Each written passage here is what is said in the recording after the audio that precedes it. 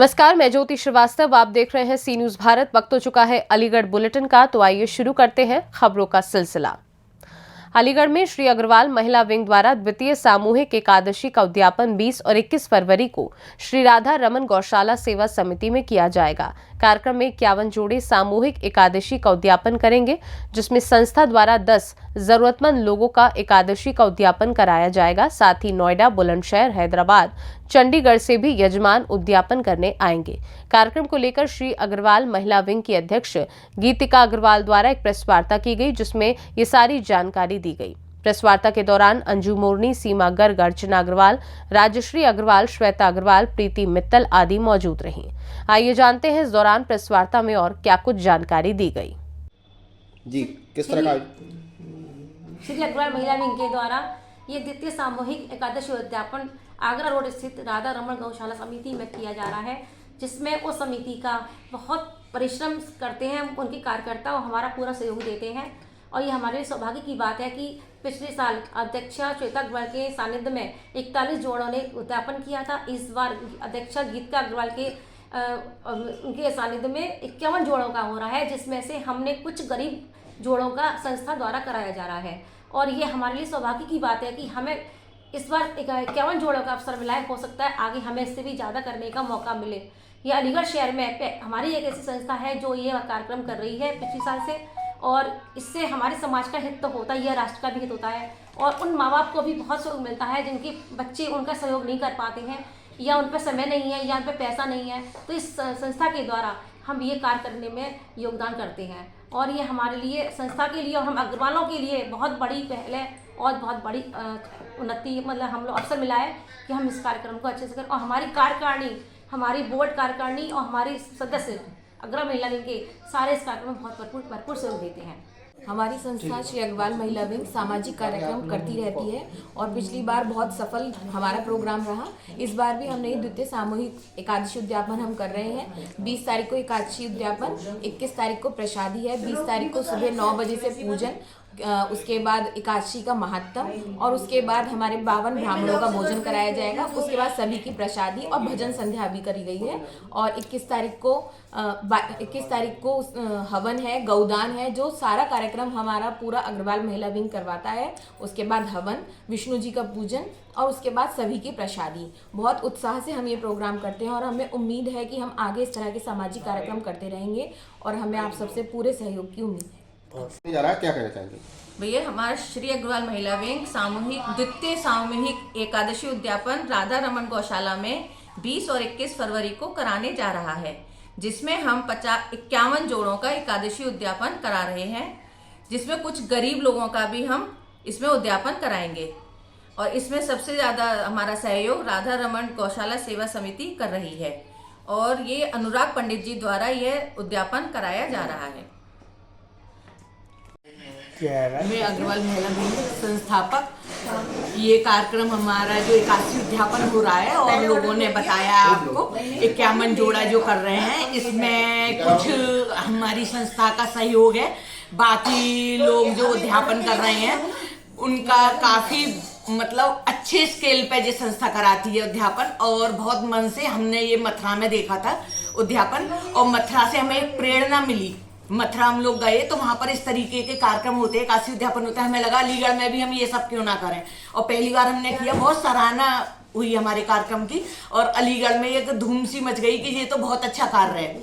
तो इसलिए हमें इस तरीके का आयोजन करने की प्रेरणा भी मिली और आगे सराहना मिली, तो हम लोग इसीलिए एकादशी उद्यापन कर रहे हैं राधा रमन गौशाला में। सब लोग हमारे मेंबर और राधा रमन गौशाला के सदस्य सभी हमारा भरपूर सहयोग कर रहे हैं। अलीगढ़ से सी न्यूज संवाददाता संजीव शर्मा की रिपोर्ट।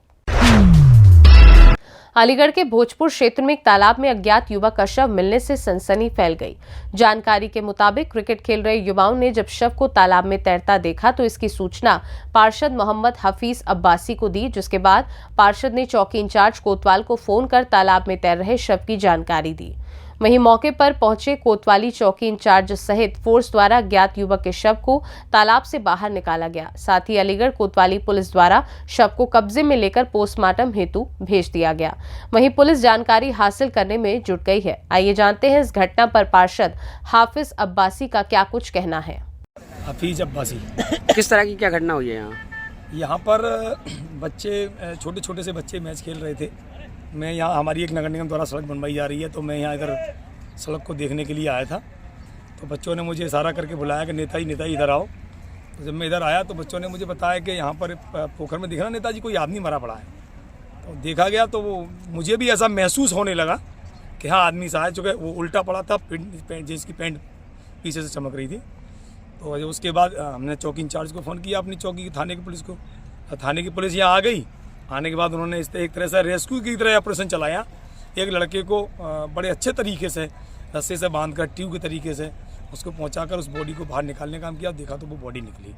क्या इस बॉडी की शनाख्त हो पाई है? शनाख्त नहीं हो पाई। हज़ारों लोग यहाँ मौजूद थे, हज़ारों की तादाद में लोग यहाँ देख के चले गए।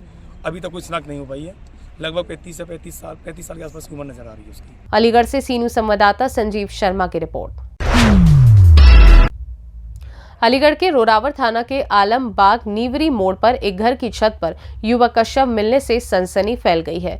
छत पर होकर गुजर रही 11,000 वोल्टेज की हाई टेंशन लाइन की चपेट में आने से एक युवक की मौके पर ही दर्दनाक मौत हो गई। मृतक की पहचान सोहेल 21 वर्षीय निवासी गोंडा के रूप में हुई है। वहीं मौके पर पहुंची पुलिस ने मृतक के शव को कब्जे में लेते हुए पोस्टमार्टम के लिए भेज दिया है। साथ ही घटना की जांच पड़ताल करने में जुट गई है। पुलिस ये जानने की कोशिश कर रही है कि मृतक युवक घर की छत पर किस इरादे से चढ़ा था। आइए जानते हैं इस घटना के बारे में स्थानीय लोगों का क्या कुछ कहना है। पिताजी का श्री मामूदी। क्या मामला है? पता नहीं, किराएदार रहते हैं। हम तो अपने घर से आए। यहाँ किराएदार रहते हैं। ये डेड बॉडी मिली है, कहाँ की है ये पता नहीं। आपको कब पता चला? हमें तो सूचित किया किराएदार। तो सामने खड़े तो ऐसा बॉडी नहीं निकल गए। तुम सामने खड़े तो ऐसा बॉडी नहीं जा रही निकल गई। अभी तो ये नहीं पता क्या घटना हुई है। अरे घटना क्रम बताओ क्या हुआ है? हमें पता ही। मेरा नाम मोहम्मद आजम अंसारी है। ये जगह कौन सी है? ये एक जगह है आसिफ बाग नीवरी। घटना क्या हुई है? घटना ये हुई है, ये ऊपर 11,000 की हाई टेंशन लाइट जा रही है। एक व्यक्ति है जो अनजान है, यहाँ का नहीं है वो। अच्छा। वो जो है लाइट से चिपक के मर गया। अब ये पता नहीं है कि वो किस नियत से चढ़ा था। वो गोंडा रोड गली नंबर 3 का रहने वाला है। ये उसकी शनाख्त अभी पुलिस ने की है। आज थाना रोरावर के आसिफ बाग क्षेत्र में एक अज्ञात व्यक्ति का शव एक मकान की छत पर मिला है। पुलिस ने तुरंत मौके पर पहुंचते हुए उस व्यक्ति के शव की शिनाख्त कर ली है। प्रथम दृष्टया ये पाया गया है कि उसी छत के ऊपर से जा रही 1100 किलोवोल्ट की लाइन की चपेट में आकर उस व्यक्ति की मौत हुई है। मौत का सही कारण जानने के लिए पुलिस ने शव को पोस्टमार्टम के लिए भेज दिया है। आवश्यकता अनुसार विधिक कार्रवाई अमल में लाई जा रही है। अलीगढ़ से सीनू संवाददाता संजीव शर्मा की रिपोर्ट। अलीगढ़ में उत्तर प्रदेश आशा वर्कर्स यूनियन अपनी बुनियादी मांगों और समस्याओं को लेकर कई वर्षों से सरकार से समाधान की याचना कर रहा है, लेकिन आशा कर्मियों की समस्याओं को सुनने के लिए कोई तैयार तक नहीं है। वहीं आशा कर्मियों के ऊपर काम का बोझ बढ़ता ही जा रहा है। साथ ही उनको दी जाने वाली प्रोत्साहन राशि का भी कोई अता पता नहीं है और आशा कर्मियों को 50 से अधिक कार्यों के लिए कोई भुगतान नहीं दिया जा रहा है। इन्हीं समस्याओं के समाधान के लिए एक बार फिर विवश होकर आशा कर्मी आंदोलन करने पर मजबूर हो रही हैं। वहीं all India scheme workers fund ration के राष्ट्रीय आह्वान पर अपनी मांगों को लेकर आशा कर्मियों द्वारा प्रधानमंत्री के नाम प्रशासनिक अधिकारी को ज्ञापन सौंपा गया है। साथ ही कर्मियों द्वारा चेतावनी दी गई है कि यदि जल्द से जल्द सभी मांगे पूरी नहीं की जाती हैं तो उग्र आंदोलन करने पर मजबूर हो जाएंगे। आइए जानते हैं इस दौरान उपस्थित आशा वर्कर्स ने क्या कुछ कहा। हमें अपना ज्ञापन लेके आए हैं। हमें सरकार से निवेदन है कि हमारा फिक्स मानदेय नहीं है। हमारी आशाएं 24 घंटे काम करती हैं, उनको काम का ही पैसा मिलता है। हमको फिक्स मानदेय या तो 10,000 मानदेय हो आशा वर्कर का, आशा संघनी का 30,000 का मानदेय है। हमारे कार्यों को देखते हुए हमारा मानदेय बहुत कम है। बार बार हम सरकार को ज्ञापन भेज चुके हैं, हमारी सुनाई नहीं होती है।